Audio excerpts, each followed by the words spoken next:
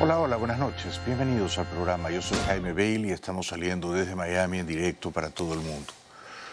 Antes de ir a las últimas estremecedoras imágenes de la guerra en Ucrania, una guerra que, por cierto, Rusia va perdiendo, y después les voy a decir las 9 razones por las cuales el Washington Post considera que Rusia está perdiendo calamitosamente la guerra en Ucrania.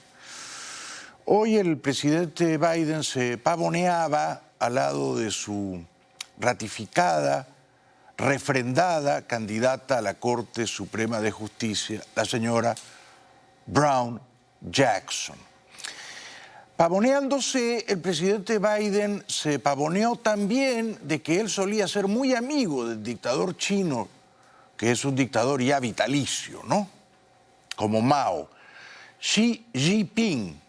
Y dice Biden que viajaban muchas millas juntos.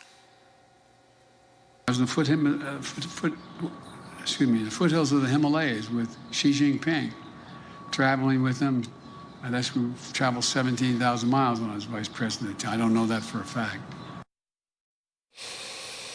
Los atentos, perspicaces periodistas que registraron esta declaración desmienten la afirmación de Biden y sostienen que ha exagerado como mínimo y que no viajó tanto en compañía del dictador chino cuando Biden era vicepresidente de Obama y cuando el hijo de Biden, Hunter Biden, hacía negocios turbios en la China, en Rusia y en Ucrania, como se ha venido a saber ahora. Biden, que estaba vestido de piloto, con unos anteojos de piloto cazabombardero, recordó que siempre hay un maestro, una profesora, una inspiración, un arquetipo moral que cuando somos pequeños nos inducen a pensar en grande, a soñar. What's the most powerful thing? I'll bet every one of you can go back and think of a time in your life where there was a teacher, a family member, a neighbor, somebody who made you believe that you could be whatever you wanted to be. It's a powerful, powerful, powerful notion. That's one of the reasons I believe so strongly that we needed a court that looks like America, not just the Supreme Court. It's my honor, and it truly is an honor.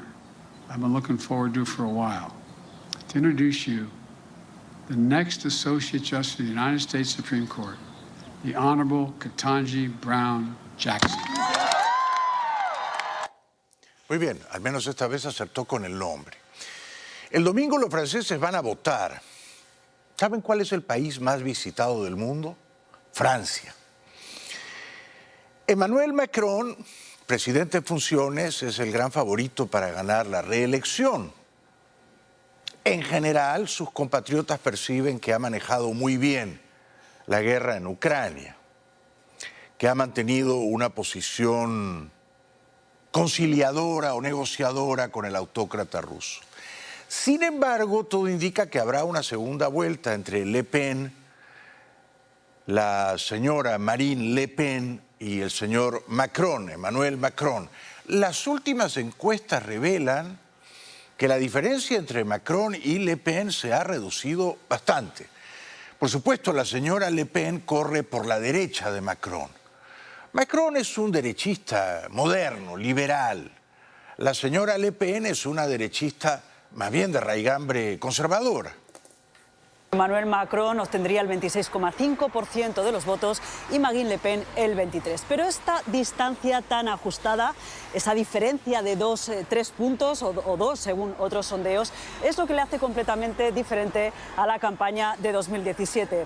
Y justamente introduce un punto de incertidumbre en unas presidenciales que todos los analistas decían que eran planas y muy previsibles porque se esperaba que ganase Emmanuel Macron. Ahora incluso hay analistas que dicen que en esta primera vuelta Marine Le Pen podría obtener incluso más votos que Macron. No lo creo. Yo creo que Macron el domingo va a terminar en primer lugar, pero si termina primero por debajo del 30% es un triunfo pírrico para él. Y si la señora Le Pen se pone a 2 o 3 puntos de distancia el domingo, entonces el repechaje o el balotaje la segunda vuelta va a ser muy disputada.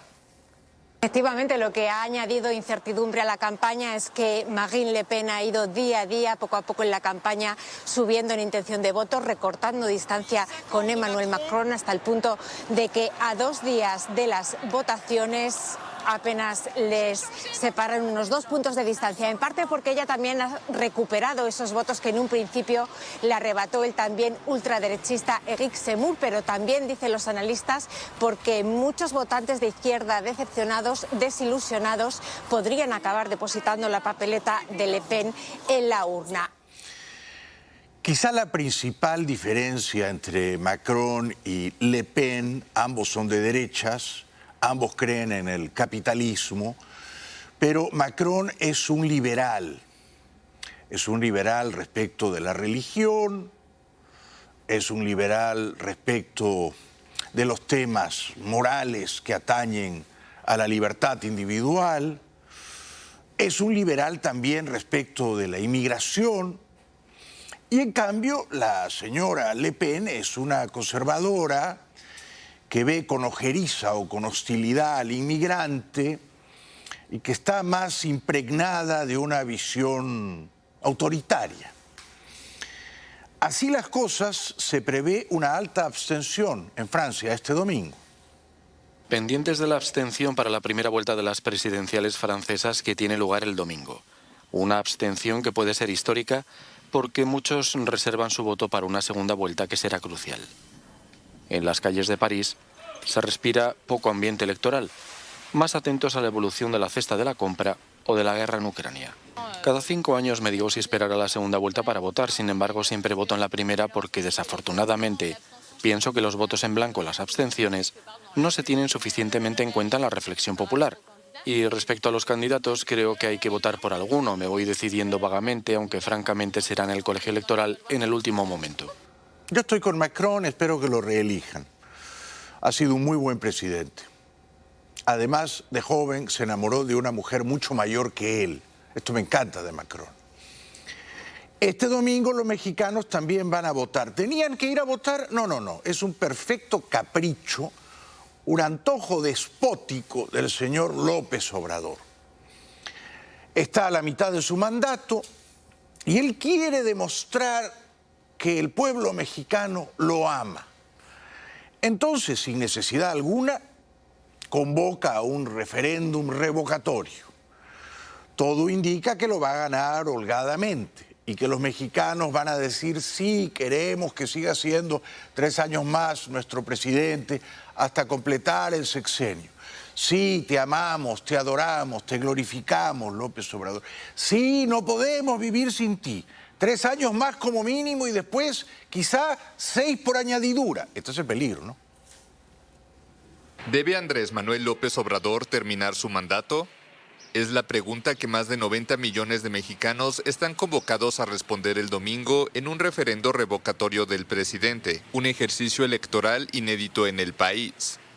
El propio López Obrador impulsó la incorporación de esta consulta a la Constitución en 2019, argumentando que el pueblo pone y el pueblo quita. Y la verdad, yo creo que ya a todos nos ha decepcionado este personaje y pues pienso que todo es como un juego o una manipulación y la verdad no creo participar en eso.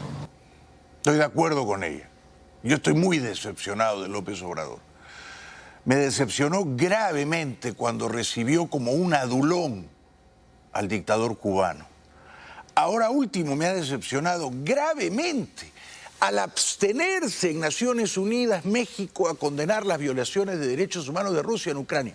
Se abstuvo por temor a Putin. ¿Cómo puede uno abstenerse a la pregunta de ¿está violando Rusia los derechos humanos en Ucrania? Y México se abstiene. Es una vergüenza. Ya sabemos que en el mundo hay gobiernos de derecha y de izquierda, ¿no? Generalmente los de derecha roban y los de izquierda roban mucho más porque llegan con hambre.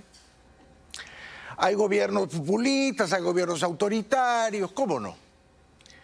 Y luego está el gobierno del Perú. El gobierno del Perú está ya en las páginas policiales del periódico, ¿no? O sea, es un gobierno de pillos, de ampones, de truhanes. Es un gobierno de idiotas, de estúpidos. Fíjense lo que dice el primer ministro del Perú, un señor tristemente célebre llamado Aníbal Torres. Es el primer ministro del Perú. Italia, Alemania, eran igual que nosotros. Pero en una oportunidad, Adolfo Hitler visita Italia, el norte de Italia. Y Mussolini le muestra una autopista construida desde Milán a Brescia. Hitler vio eso, fue a su país y lo llenó de autopistas, de aeropuertos, y lo convirtió en la Alemania en la primera potencia económica del mundo. ¿Ustedes pueden creer este esperpento? Aníbal Torres, primer ministro del Perú. El Perú, que se supone que había elegido a la izquierda chavista, a la izquierda comunista de Pedro Castillo y Vladimir Cerrón, ahora tiene en el gobierno como primer ministro a un admirador confeso de Hitler. Esto es increíble, ¿no? Por supuesto han protestado en Lima la Embajada de Alemania, la Embajada de Israel, pero este señor postula la idea terrorífica de que Hitler trajo progreso económico a Alemania y dotó de una admirable infraestructura a Alemania. ¿Cómo puede un señor estar en el poder en el Perú? Ese señor debería estar encerrado en su casa. Su propia familia debería prohibirle salir, por el amor de Dios. Bueno, así están las cosas en mi querido país de origen. Pero también hay buenas noticias. Ayer abrí el programa diciendo que había sido un jueves de 20 grados centígrados en Kiev, que la gente salía a las calles, que mucha gente estaba volviendo a Kiev, que abrían los bares, los restaurantes, las terrazas. Alguna gente me dijo, ¿pero estás seguro? Sí, anoche estaba seguro y hoy estoy más seguro todavía. Fíjense esta pieza maravillosa del New York Times, hoy, viernes 8 de abril de 2022, cómo vuelve la vida a florecer en Kiev, puesto que los rusos escaldados, derrotados, humillados, se han marchado.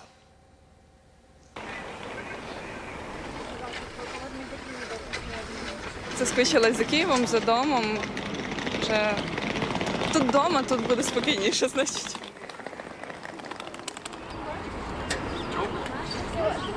Откуда человек? Логично, логично.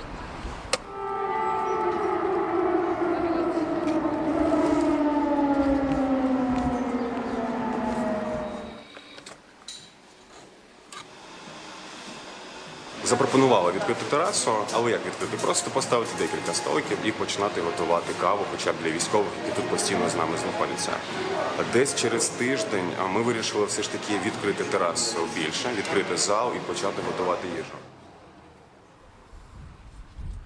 І з одного боку мені дуже приємно зараз знаходитись тут, на вулиці, їсти смачну їжу, проте є думка про те, що люди і наші військові в інших областях країни зараз не мають ні відчуття безпеки, ні адекватної їжі, тому трошки мені ніби і соромно.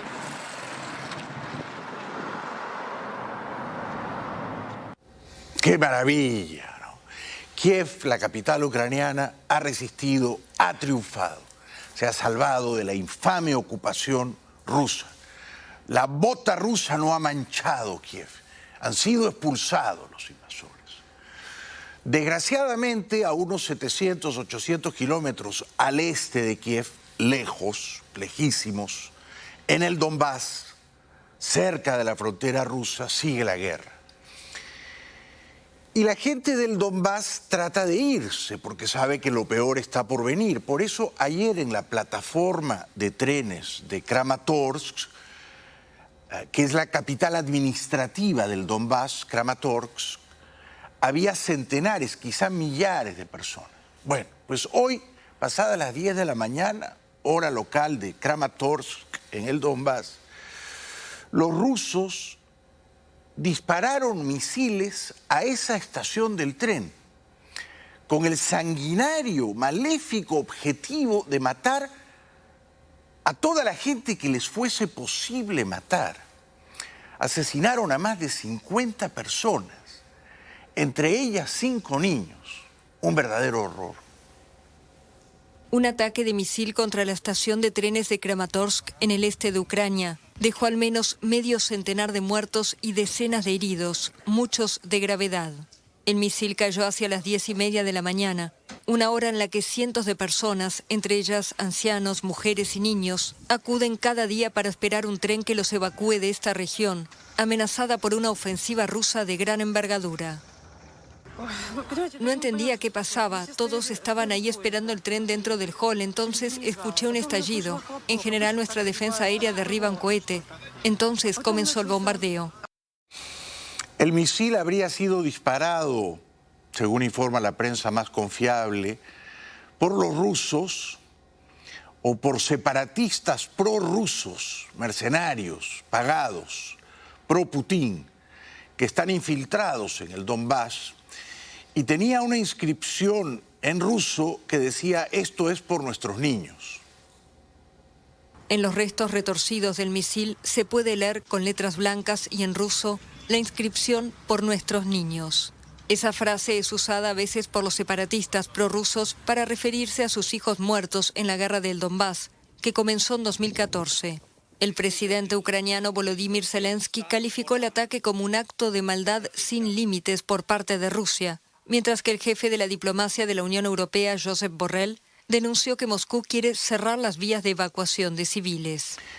Han bombardeado esa estación de trenes para matar civiles inocentes, decenas de ellos. Primeras imágenes después del bombardeo esta mañana en Kramatorsk.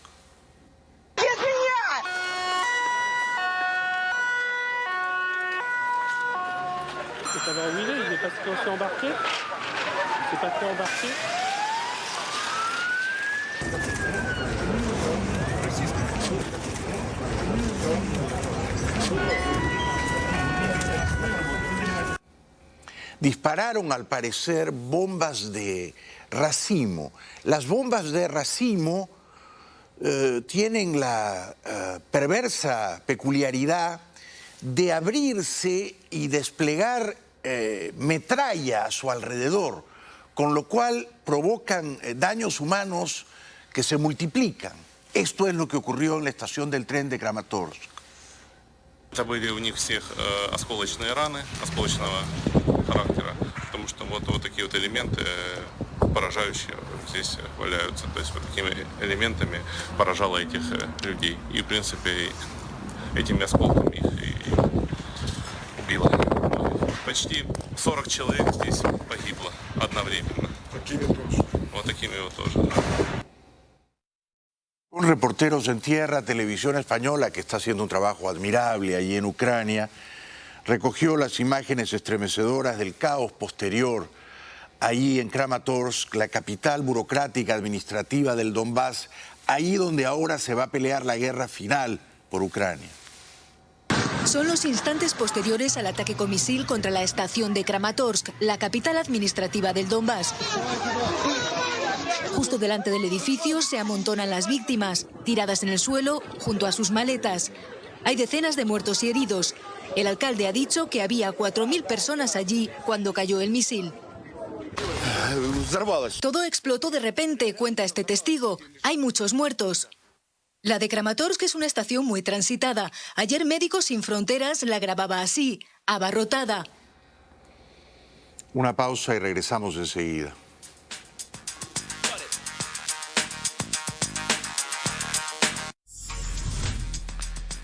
Bienvenidos de vuelta al programa. Como ustedes saben, las poblaciones al norte de Kiev, como Irpin, como Bucha, como Borodianka, como Chernigov, ahora están libres de invasores rusos. Y por eso la gente, como en Chernigov, la señora María, vuelve a sus casas, a sus apartamentos. Claro, lo encuentran todo destruido, ¿no? Pero al menos pueden volver.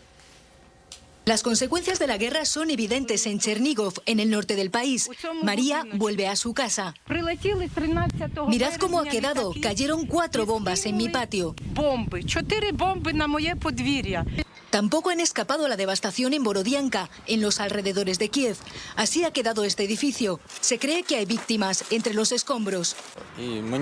Tuvimos suerte, explica este hombre. Salí con mi mujer y mi hijo poco antes del ataque. Se confirma por parte de la prensa más seria que en el ataque de esta mañana, pasadas las 10:30 de la mañana, a Kramatorsk, a la estación del tren de la capital del Donbass, fallecieron por lo menos 5 niños. Al menos 50 personas muertas, entre ellas 5 niños, por el impacto de varios misiles en la estación del ferrocarril de Kramatorsk. Se trata de una de las utilizadas por el gobierno ucraniano para la evacuación de civiles del Donbass, ante la inminencia de una gran ofensiva del ejército ruso en esta región. Todo mientras el presidente ucraniano Volodymyr Zelensky se dirigía al pleno del Parlamento finlandés.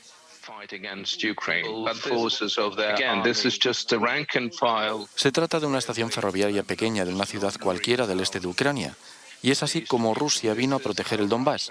Su visión de la protección de la población de habla rusa. Es el 24º día de nuestra realidad. Experta en guerras, Cristiana Manpur de CNN explica por qué los rusos dispararon misiles a la estación de trenes de Kramatorsk, matando a decenas de personas. It's yet another attack on that part of eastern Ukraine that the Russians are trying to take and capture the entire area known as Donbass. And Kramatorsk is a very important, town there that had not fallen to the Russians, is not part of the area that they have been controlling since 2014, but does fall into the greater area that they're trying to secure. Como ustedes saben, Putin, que va perdiendo la guerra, y en un momento les voy a dar las 9 razones que enumera el Washington Post por las cuales va perdiendo la guerra, y ha perdido ya 15.000 soldados en Ucrania y ha tenido que retirarse de las inmediaciones de Kiev.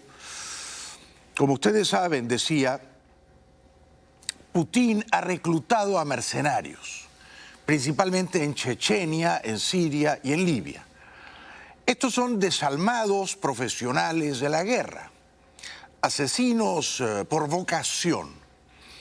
Televisión Española ha propalado unas imágenes terroríficas, advierto de que pueden herir su sensibilidad, vuestra sensibilidad, en las que se aprecia a un mercenario checheno de barba, prorruso, pro-Putin, ejecutando a sangre fría a un combatiente ucraniano caído que agoniza.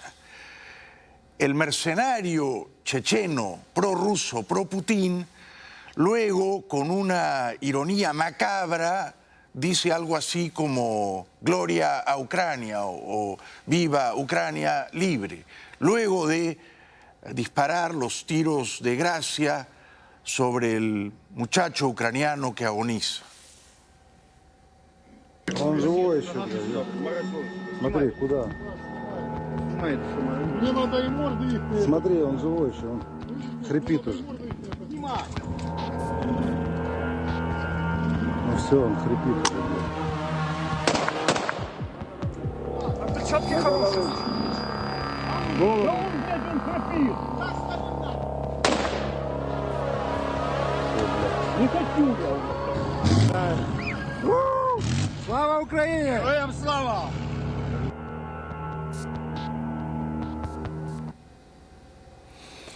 Hay sobre este video, cuya segunda parte vamos a ver en pocos segundos, un gran revuelo y una encendida controversia, porque alguna gente dice, como estaba escrito allí, que eran soldados ucranianos los que remataban a los soldados rusos que ahí agonizaban.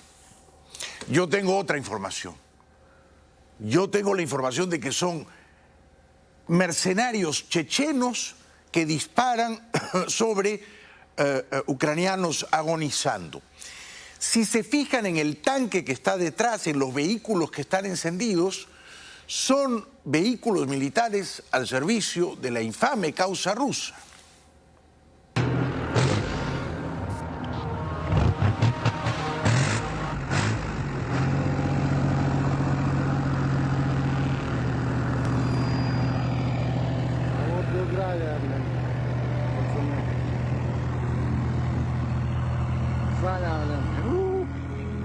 Слава Україні! Чуть далі, чуть далі. Возьми меня с ней.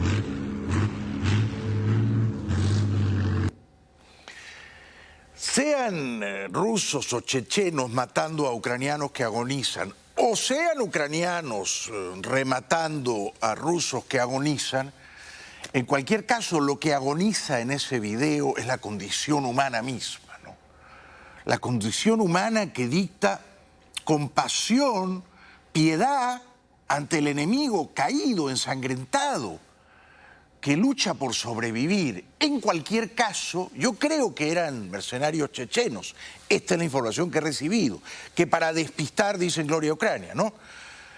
Creo que eran ucranianos que se habían rendido y que fueron ejecutados. Pero en cualquier caso, lo que este video demuestra es que en Ucrania, debido a la malsana voluntad imperial de Putin, lo que se ha destruido es la humanidad de los ucranianos y de los pobres soldaditos rusos, que han sido empujados miserablemente a esa guerra con engaños, con argucias. Nunca les dijeron que iban a una guerra, les dijeron que iban a entrenamientos en Rusia, sin entrar a Ucrania.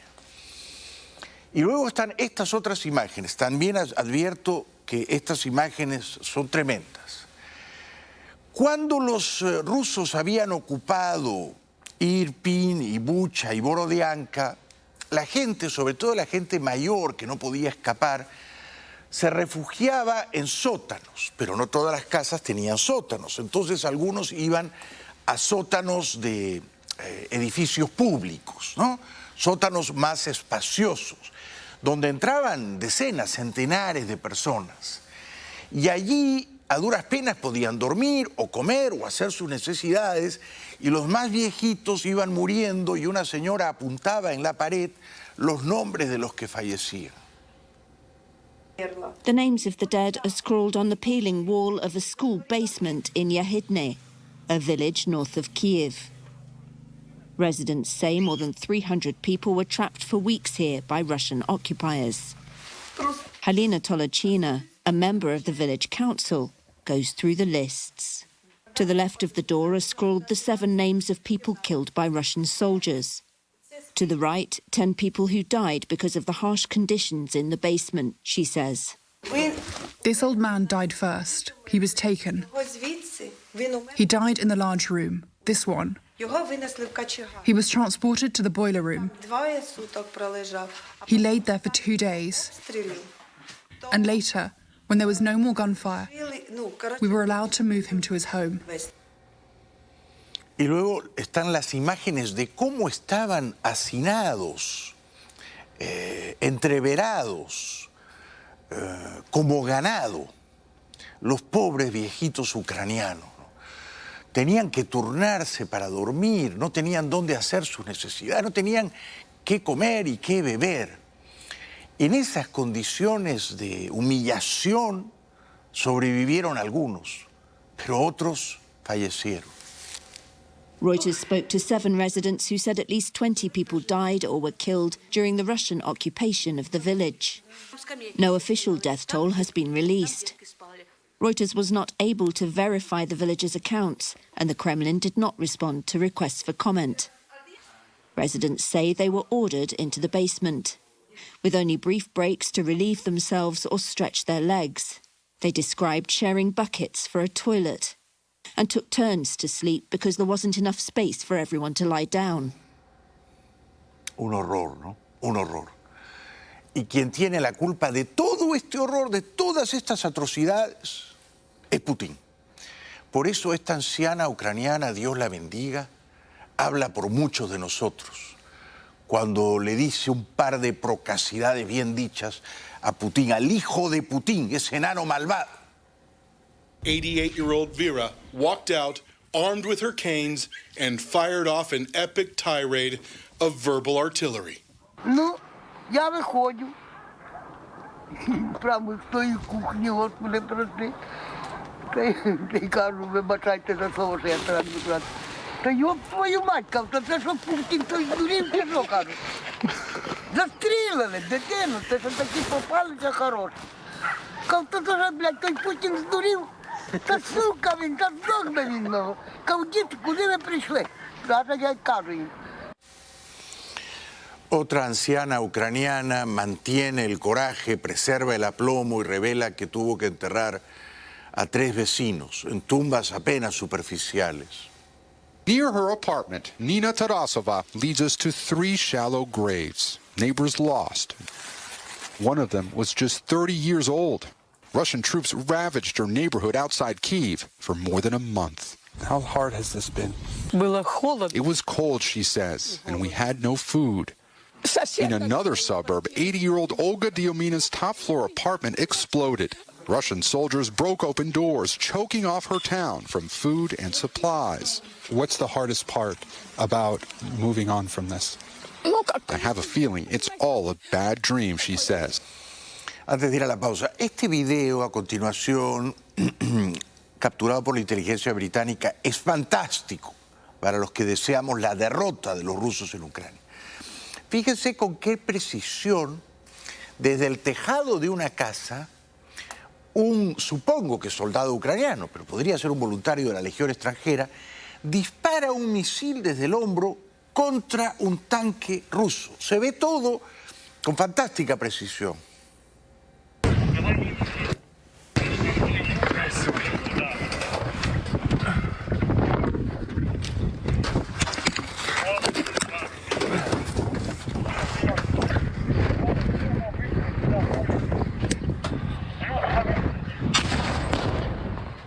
Уничтожил!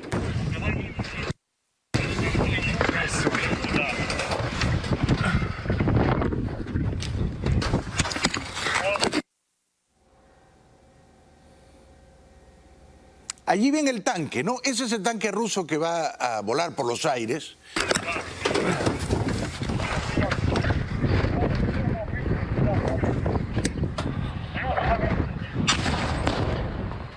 Уничтожил!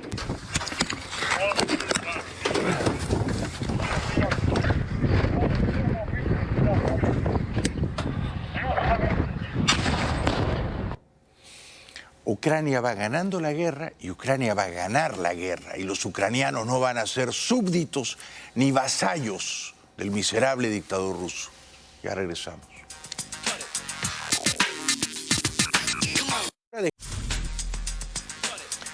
Dos altos funcionarios de la Unión Europea, la señora van der Leyen y el señor Borrell, estuvieron hoy en el pueblo de Bucha, al norte de Kiev, en Ucrania, y vieron con sus propios ojos pasmados, ojos de estupor, los cadáveres de los más de 300 civiles que fueron torturados y asesinados por los rusos.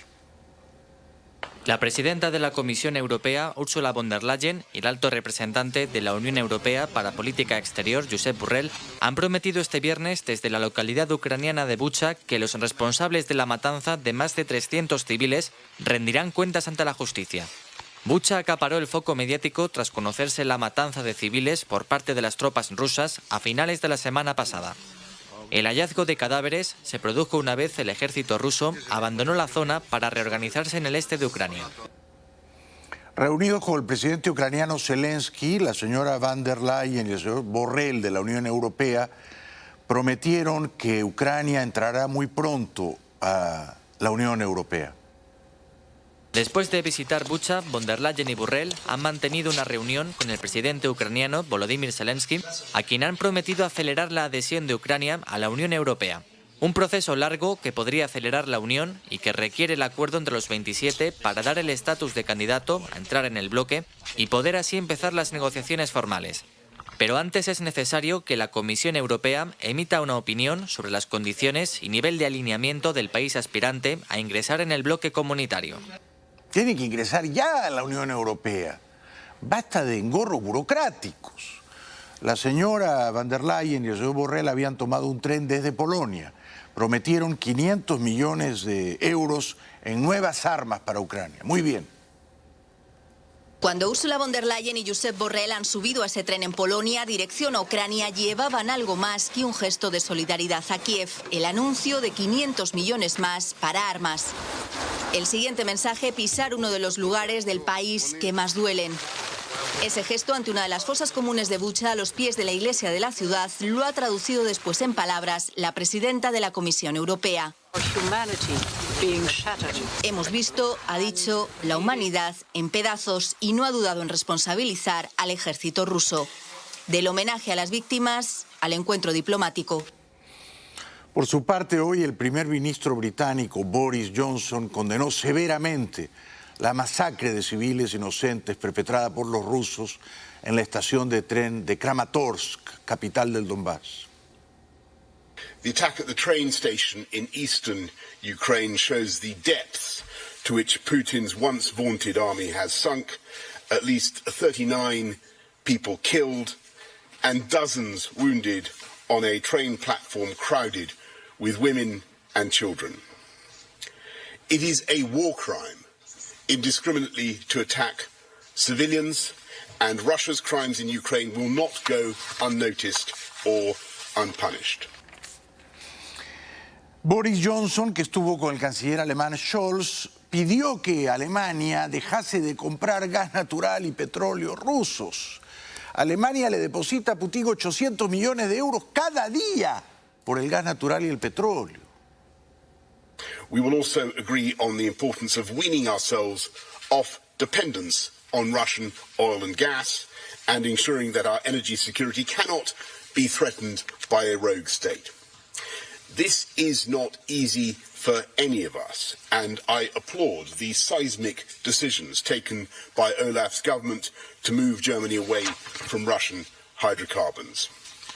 Today we have agreed to maximise the potential of the North Sea and collaborate on energy security and on renewables, where Germany and the UK lead the way in new technology.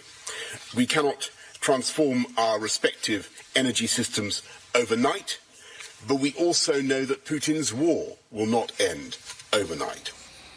La gran o una de las grandes noticias del día es que Eslovaquia, país que tiene una frontera corta con Ucrania, está al sur de Polonia, hasta el norte de Hungría, Eslovaquia le ha dado ya, no le ha prometido, le ha entregado a Ucrania el sistema de misiles de largo alcance S-300 de fabricación soviética.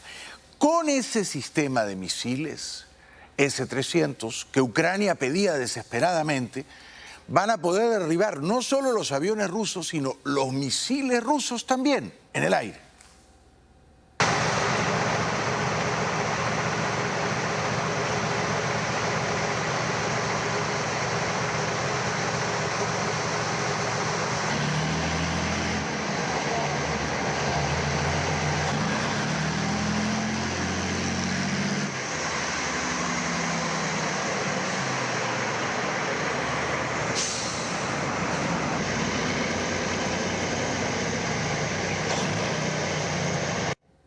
Me da la impresión de que el mundo libre le va perdiendo miedo a Putin, porque ve que Putin ha cometido unos errores de cálculo capitales, groseros, que Putin va perdiendo la guerra. Y entonces se animan a dar armas más sofisticadas a Ucrania. ¡Qué bueno! Se animan también en el discurso, en el lenguaje. Por ejemplo, el canciller alemán Scholz dijo que era de un cinismo descarado y obsceno que los rusos dijeran que los muertos de Bucha eran actores aficionados que estaban vivos. Habla el canciller alemán, habla su ministra de Justicia. Ambos creen que Rusia va a ser llevado, Putin va a ser llevado a los tribunales de La Haya cuando corresponda y juzgado por crímenes de guerra. Die von Russland verbreitete zynische Behauptung, es handele sich bei diesem Thema um eine Inszenierung, fällt auf diejenigen zurück, die diese Lügen verbreiten. Die Ermordung von Zivilisten ist ein Kriegsverbrechen.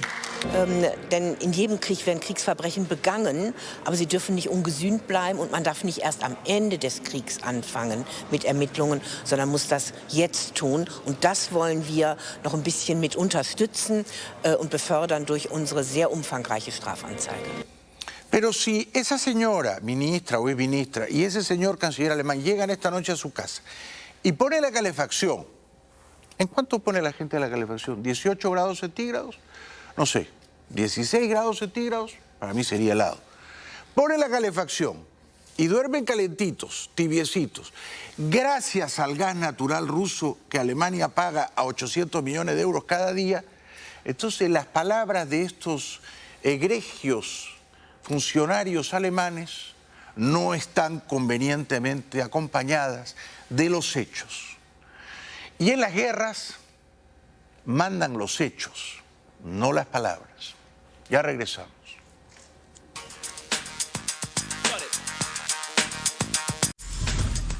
Bienvenidos de vuelta al programa. La televisión alemana describe las imágenes desgarradoras de cómo ha quedado la población de Borodianka, cerca de Kiev. Despejan escombros. Las esperanzas de encontrar supervivientes aquí son nulas. Borodianka estaba de camino a Kiev en lo que fue la ofensiva rusa a la capital ucraniana. La magnitud de la destrucción es tal que incluso los equipos de emergencia están en shock. Vemos con nuestros propios ojos lo que los rusos hicieron con la ciudad pacífica sin bases militares. Mataron a tiros a la gente, bombardearon edificios. No entiendo por qué. No, nadie entiende por qué, nadie. Alexander, residente en Borodianka, regresa y encuentra su casa destruida. En uno de los edificios en ruinas nos encontramos con Alexander. Volvió para recoger algunos objetos. Este es mi apartamento. Cuando comenzó el bombardeo ruso, logró huir junto con su familia. Es amargo. Uso la misma ropa que tenía puesta cuando me fui. Ahora quiero llevarme algunas cosas. Esta era la habitación de sus hijos. No sé qué decir. Me faltan las palabras. Son unos bastardos, Putin y todo su gobierno. Lo son en efecto, y serán castigados. Se reparte ayuda humanitaria entre la gente que está, por supuesto, muerta de hambre. Nina es una de esas personas desesperadas por comer. A pocas manzanas, un centro de ayuda humanitaria. Entre la gente que hace cola está Nina con su familia. Vivieron muchas cosas durante la ocupación rusa de su ciudad. Pasaron hambre y miedo constante. Apuntaron con sus armas a mi hija y los niños. Me arrodillé y les grité rogándoles que no violaran a mi hija. Se sabe que esto es algo que puede pasar. ¡Qué horror! Una jovencita ucraniana, Lena, cuenta cómo ella estaba angustiada y no podía dormir y no paraba de llorar mientras los rusos ocupaban su pueblo. Otras personas nos contaron historias similares. Lena dice que se estremece cuando piensa en las semanas de ocupación rusa. Un gran agradecimiento a nuestros soldados. Son muy valientes. Tanto que liberaron nuestra Borodianka. Mira lo que le hicieron a mi ciudad. Borodianka era antes una ciudad hermosa y verde, según nos cuentan sus habitantes. Ahora está en ruinas. Y la gente va regresando, como este residente. Мені чудом повезло, якраз це було після всього того, що кожен день вони наращували обстріли. І я вже 2 числа, ми вже не витримували, і я відводив дружину і дитя подалі від центральної дороги. І десь в 7:30 я вийшов, і десь без 15, без 10 я вже вертався назад. Мав теж туди йти, і літак налетів і скинув бомбу. Los socorristas buscan vida debajo de los escombros.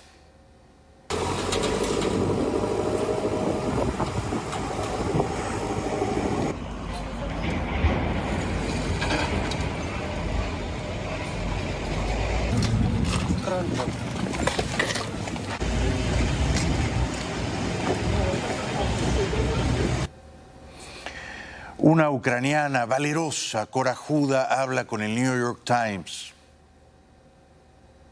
У нас все було добре, і до нас прийшло таке лихо. З чоловіком ми побачили вікно, що йдуть військові російські машини. І почалися постріли. В дах постріл, по деревам постріли були. Все рівно ми чули, що все зривається там. Ми чули дуже велике, все воно літало. No se podía enterrar a los cadáveres, dice Andrei. Попали в окупацію. На протязі, напевно, біля 2 тижнів не було можливості взагалі нікого хоронити, тому що обстрілювали автомобілі, вбивали все, що рухається. І ось по Бучі лежало дуже багато трупів. Багато по Бучі людей похоронені в городах, на ділянках, тому що не було можливості вийти. Є місця у Бучі, де на одній ділянці лежить людей 10 з зав'язаними руками, закатовані і вистрілами в потилицю вбиті. Тобто це не є випадковість, якийсь там вибухом, там десь чи якось, а після тортур, знущань вбивали людей. Una mujer ha sobrevivido, pero llora devastada. Тут був один диван, тут був другий диван. Після тих, як пройшла колона, вже зайшла в Бородянку колона, тоді почали літати зверху.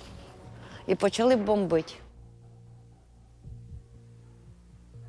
Бо коли був ще пожар, я хотіла ж забрати свої документи. Я в горящий дом зайшла, але я їх так і не забрала. Тому що дим виїдав і глаза, і заходив і в нос. Це що сталося. Нема куди вертатися. Тут навіть ремонту ніякого робити не треба.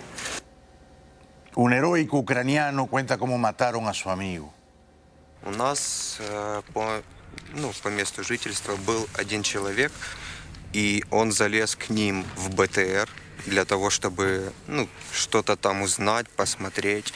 Они его поймали, они его пытали всю ночь. На утро он вышел весь побитый полностью, он еле шел. И на утро, уже потом, там ближе к 4 дня, мы узнали, что его застрелили и похоронили за 5-этажкой, где у него был дом. Да, до сих пор там. Ya regresamos.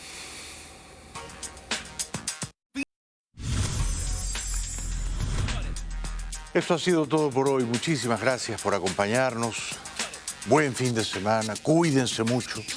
Seguiremos conspirando el lunes. Buenas noches. Hasta el lunes.